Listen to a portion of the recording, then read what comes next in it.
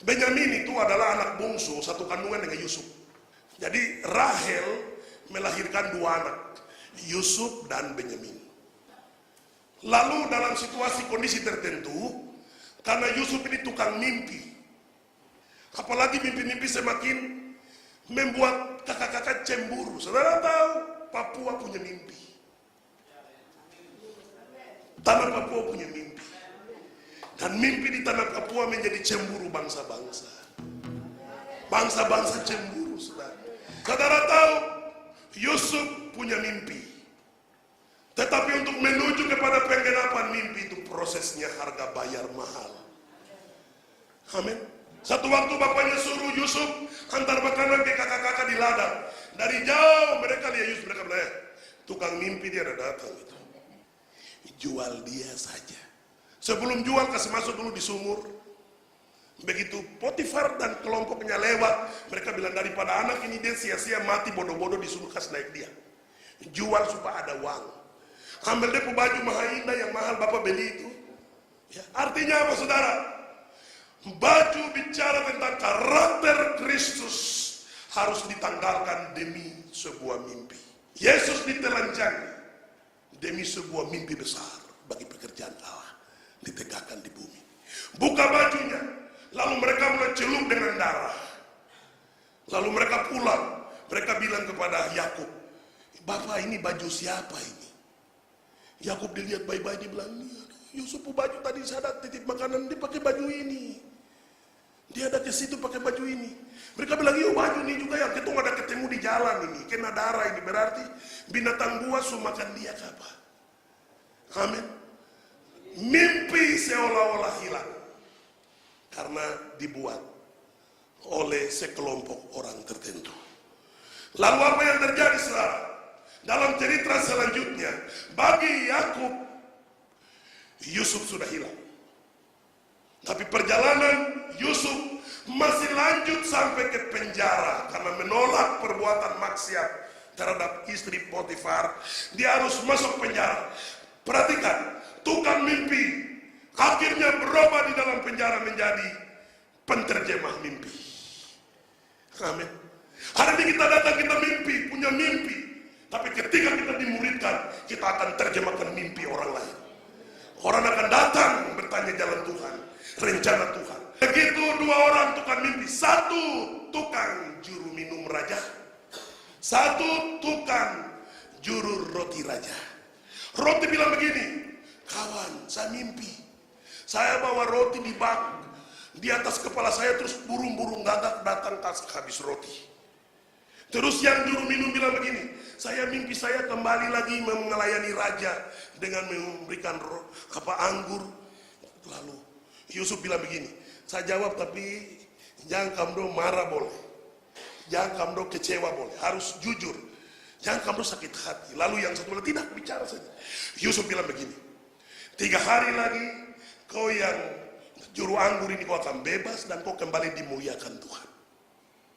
Yang juru roti kau akan bebas, tapi kau akan dieksekusi mati dan kau akan digantung, burung gagak akan makan kepalamu habis." Terbukti, hari yang mereka mau bebas, Yusuf pegang juru minum, dia bilang begini, "Kawan, kalau kau sampai di sana, jangan kau lupa saya. Kau jadi terasa persoalan ini." Amin. Persoalan Papua ini banyak orang sudah mati dengan Papua ini. Karena pandangan kita terhadap Papua keliru. Pandangan yang benar tentang Papua adalah pemulihan kerajaan Allah. Memulihkan tanah dan negeri kita sampai orang mengalami kemerdekaan rohani maksimal. Haleluya. Lalu dia sampai di sana. Saudara perhatikan, karena ada tukang mimpi dan penterjemah mimpi, Tuhan kasih mimpi Firaun. Firaun mimpi 7 ekor sapi gemuk, 7 ekor sapi kurus telang gemuk, juga gandum. Lalu Firaun bangun malam-malam dan stres, panggil semua penafsir mimpi. Haleluya. Tolong jawab, jabarkan. Tidak bisa. Ketika mereka tidak bisa jabarkan mimpi itu, juru minum ini orang yang tahu raja stres dan tidak, karena dekat sekali. Datang-datang minuman masih full. Raja kenapa belum minum? Pikiran. Lalu dia bilang begini, dia ingat Yusuf. Amin. Kesukaran, kesulitan, tantangan. Papua begitu serius dengan Tuhan. Bangsa-bangsa akan ingat rencana Allah. Akan ingat hanya rencana Allah satu-satunya solusi bagi perdamaian dunia ini. Dia ingat Yusuf. Lalu dia bilang, Raja, kemarin saya keluar dan teman juru minum itu karena kami mimpi. Lalu ada satu orang di dalam penjara terjemahkan mimpi. Namanya Yusuf. Dia pengawal, pernah dia jadi orang yang urus Potifar punya keluarga, tapi dia dimasukkan karena kasus tertentu. Raja malam itu juga bilang, kasih keluar manusia itu datang. Tidak perlu mau hitam kaki riting terserah, kasih keluar. Kemerdekaan rohani harus terjadi dari pihak Tuhan bagi kita di negeri ini secara rohani. Lalu Yusuf datang. Raja begitu menerjemahkan mimpi. Yusuf bilang, 7 tahun kelimpahan, 7 tahun kelaparan. Raja bilang, hari ini juga aku melantik. Lalu dia dilantik, saudara. Yusuf dilantik. Orang mulai datang, kelaparan semakin kuat. Negeri-negeri yang ada semakin lapar. Sampai kelaparan pun rasakan oleh Yakub. Ruben lapar, Simon lapar, Lewi lapar, Yehuda lapar, Isakar lapar, Sebulon lapar, Dan lapar, Gad lapar, semua rasa lapar. Saudara tahu, hari ini kau dilengkapi dengan makanan rohani. Sementara di bangsa lain, peperangan. Orang semakin eksekusi di mana-mana. Siapkan 7 tahun kelimpahan, karena kau akan menjadi jawaban bagi bangsa-bangsa. Ruben lapar, Simon lapar, Lewi lapar, Yehuda lapar, semua lapar. Yusuf mengatur perbendaharaan makan minum raja, perbendaharaan makan minum Mesir. Dia atur semua. Tuhan menyimpan Freeport demi kemuliaan Allah. Tuhan menyimpan minyak di Bintuni dan gas demi kemuliaan Allah. Tuhan menyimpan kebodohan orang Papua, kemiskinan orang Papua demi kemuliaan Allah. Haleluya. Dahsyat. Haleluya. Begitu lapar dirasakan. Lalu Yakub berkata kepada anak-anak, mari kita pergi ke sana. Ada makanan, ada minuman, ada kehidupan di sana. Amin. Lalu mereka mulai datang. Dari jauh mereka masuk pintu gerbang. Jalan buka kaki begini. Yusuf bilang, dalam nama Yesus, Ruben ada datang. Ini Simon, ini Lewi, ini Yehuda. Ya sudah. Oh, kamu. Ya, Tuhan proses Yusuf. Sekian tahun supaya sakit hati harus hilang. Benci harus hilang. Marah harus hilang. Dendam harus hilang. Jadi jangan kita sakit hati dengan orang pendatang. Jangan kita marah dengan orang pendatang. Tuhan proses supaya kasih sempurna. Amin. Tuhan proses hati kita supaya kita sempurna. Yusuf lihat, oh dong ada datang. Lalu dia kumpul semua berdiri, baris. Baru dia bilang, kamu ini siapa? Kamu nama siapa? Nama. Dia tanya orang, dia gaya sudah beda. Ikut Tuhan semakin hari, gaya beda. Cara beda. Amin. Sudah beda.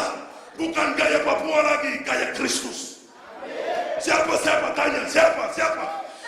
Ruben, Simon, Lewi. Dicek sampai terakhir baru dia ingat dia punya teman akrab satu kandungan Benyamin.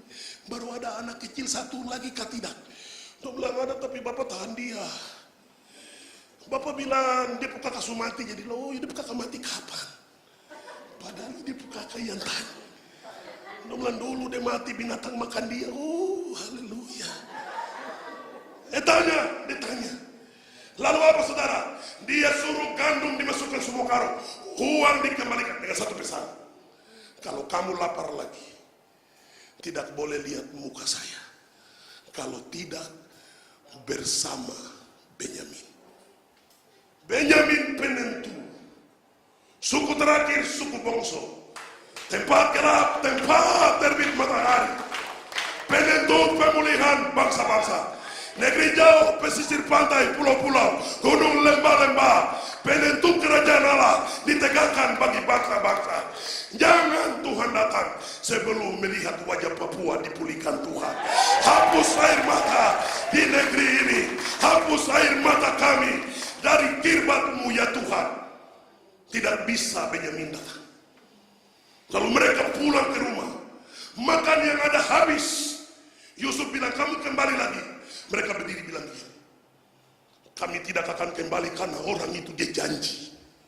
Dia janji apa? Dia bilang kami tidak boleh lihat dia pemuka kalau anak kecil ini dia tidak ikut.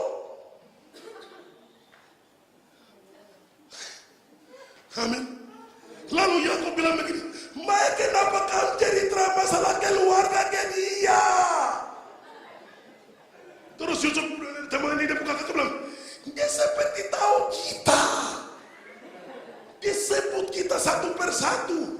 Dia seperti maha tahu kah? Tuhan tahu kita, saudara. Lalu Yakub bilang tidak bisa, dalam keadaan apapun tidak bisa, saya akan mati. Disitulah Yehuda tampil sebagai pembela Benyamin. Yehuda bilang, Bapak, relakan anak ini ikut. Kalau jadi apa-apa dengan dia, saya. Yehuda siap. Saudara tahu, bicara Yehuda, bicara pujian penyembahan. Pujian penyembahan mengawal kerajaan Allah, mengawal gereja Tuhan, melindungi pekerjaan roh. Yehuda bilang, saya jadi harga, dibayar. Lalu datanglah semua. Dari jauh Yusuf lihat, semua lengkap. Dia lihat ada anak kecil satu lagi di paling belakang Benyamin. Apa yang terjadi, saudara?